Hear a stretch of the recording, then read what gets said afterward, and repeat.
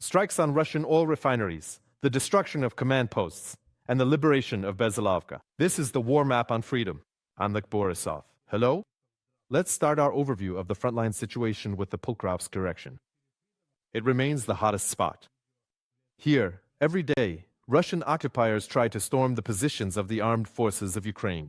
According to Viktor Trihobov, spokesperson for the Dnipro Operational Strategic Group of Forces, the Russians are using less equipment, but are sending more personnel to their deaths. This is especially true for areas east and north of Pokrovsk. Fighting is observed near the settlements of Rodinsk, Novoekonomik, Novokrenka, Kotline, and Udakny. The occupiers are not giving up attempts to bypass Pokrovsk, but they have been unable to do so due to the strong defensive line of the Ukrainian armed forces. Next, let's discuss the situation in the Lyman direction. Over the past day, more than 20 attempts by Russian occupiers to attack the positions of the armed forces of Ukraine have been recorded here. Here as well, attacks are being carried out by small infantry groups without heavy equipment. The occupiers are trying to break through in the direction of the settlement of Korovi Yar. Their goal is to seize territory near the Osko River and establish a foothold. But the Ukrainian armed forces are not allowing them to do this. Fighting is also being reported in the areas of the settlements of Kolodizy, Mern, Yampol, and Dybrova. Here, Ukrainian FPV drone operators are helping to eliminate enemy infantry. Next, let's discuss the situation in the Volchansk direction. There, drone operators using fiber optics destroyed 3 Russian vehicles hidden in the forest. This video serves as confirmation. These vehicles were used to transport ammunition and personnel. The destruction of these vehicles disrupts the logistics of the Russian occupiers. By the way, it's worth noting that the armed forces of Ukraine have started using fiber optic drones more often to eliminate tanks, vehicles, and even those protected by electronic warfare systems. Next, let's talk about drone strikes deep inside Russia. For the first time, Ukrainian drones have attacked the Komi Republic. As a result of a special operation by the main intelligence directorate of the Ukrainian Ministry of Defense, an oil refinery was hit. What should be noted? The distance from Ukraine to the Komi Republic is about 2,000 kilometers, which once again demonstrates the vulnerability of Russian oil refineries deep in the rear. Now, let's talk in more detail about the strikes on oil refineries with Dmytro Sniehirov, a military and political analyst. Dmytro, hello? And how damaging are these kinds of strikes to the occupiers' military potential? The floor is yours.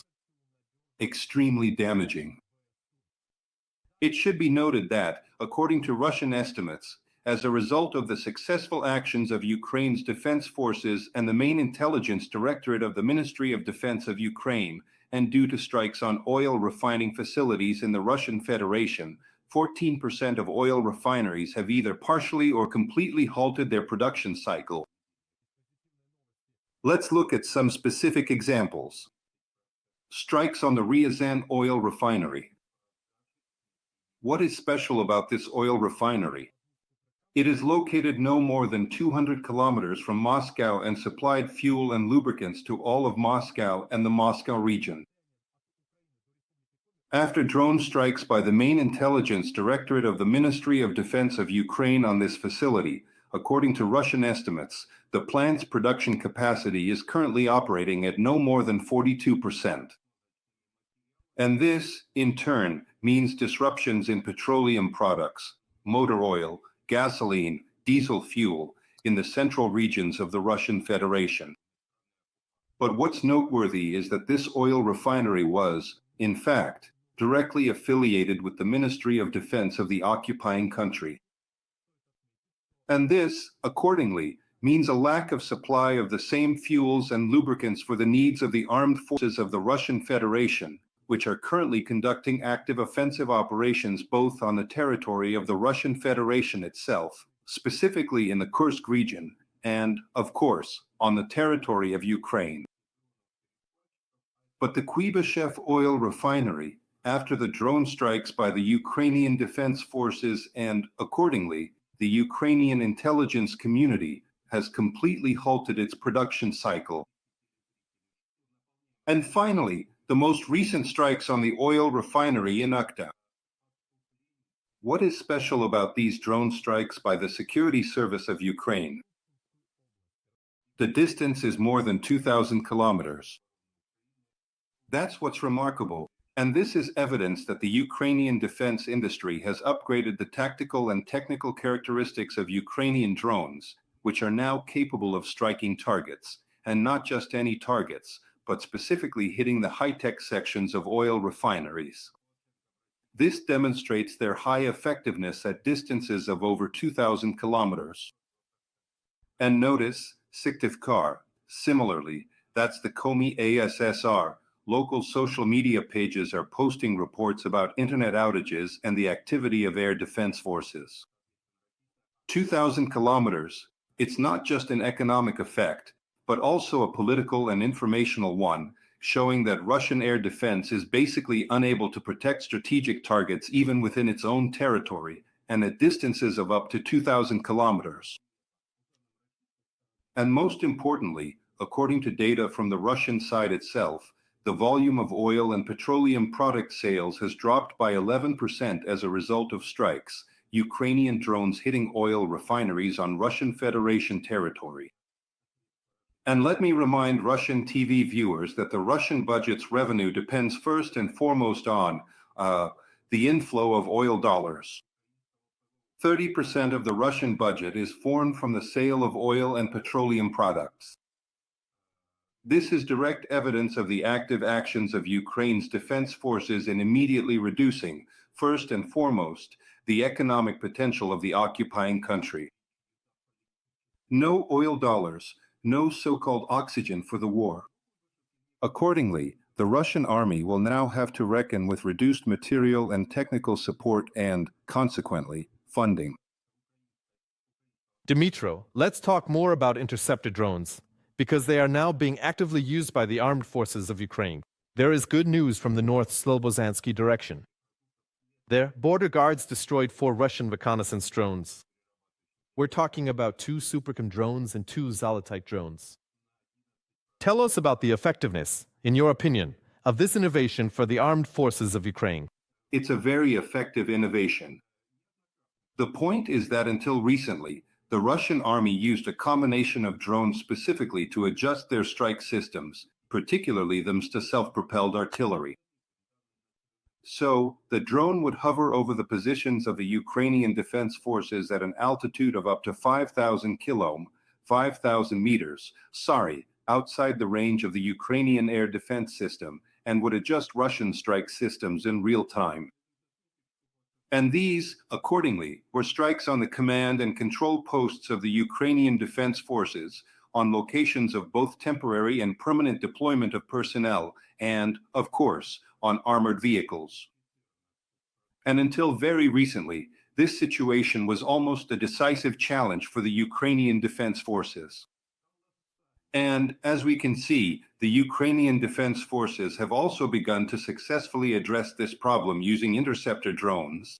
Moreover, note that there are already several versions of interceptor drones. First and foremost, we're talking about a Ukrainian-developed system that allows interceptor drones to be used multiple times. According to the developers, up to 10 or 12 interceptions of targets are possible.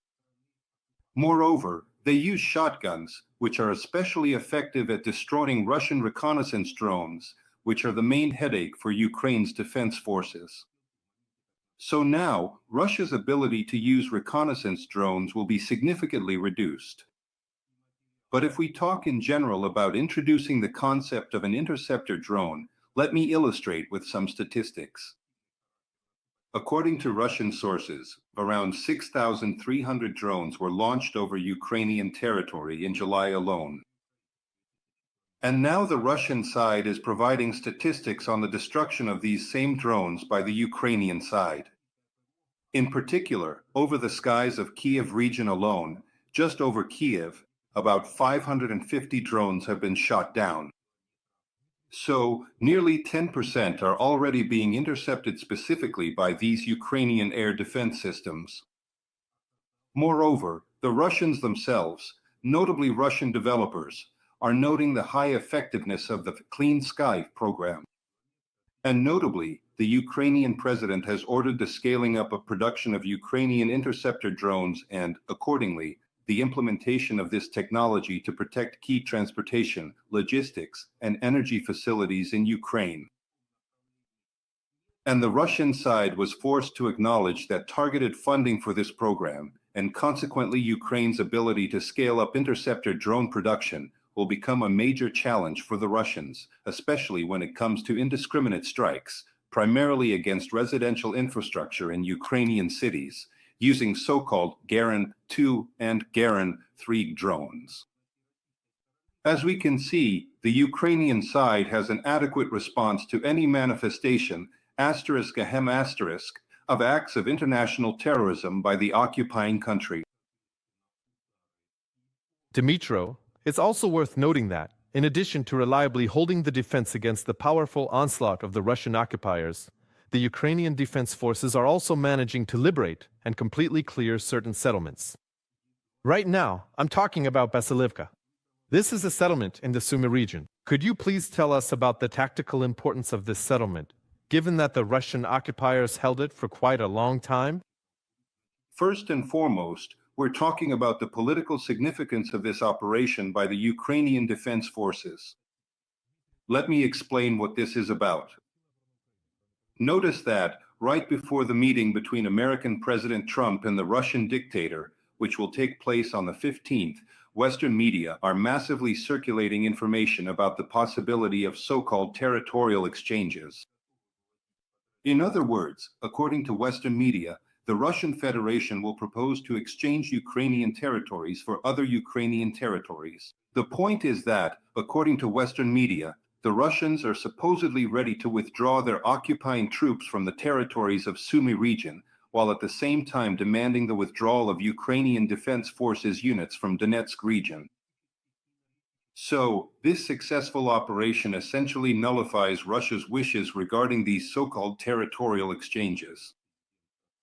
This is, first and foremost, a colossal political and informational blow to the position of the Russian Federation. This reduces Russia's ability to dictate its terms both to the American side and, most importantly, to the Ukrainian side. Essentially, what we're talking about is that Ukraine's defense forces have taken away from the Russian dictator, using Trump's own words, as he calls them cards. In other words, Russia now has fewer arguments to push its own version during negotiations with the American side. And let's note that this settlement is actually located right in the border zone.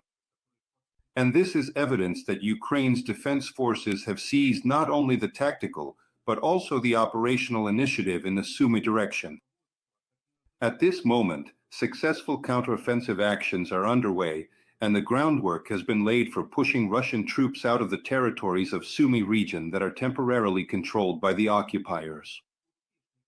And I would like to point out that, according to the plans of the Russian political leadership, the so-called security zone, or as they called it, the buffer zone, was supposed to extend 10 to 20 kilometers deep into Ukrainian territory. But after the liberation of this settlement, it turned out the king has no clothes. In our case, that's the Russian dictator. And accordingly, the Russian army turned out to be unable to carry out the political order of its leader to advance deeper into Ukrainian territory. Most importantly, after the successful operation of the Ukrainian Defence Forces in the Sumy direction, there are now personnel changes happening in this area. General Lapin is being removed from his position and a new commander is being appointed. Now, these are already serious signals from the military leadership of the Russian Federation, which, in fact, have de jure acknowledged the defeat of the Russian army in this direction. Dmitry, thank you so much for finding the time to join our broadcast. Dmytro Sniehirov was with us, military and political analyst.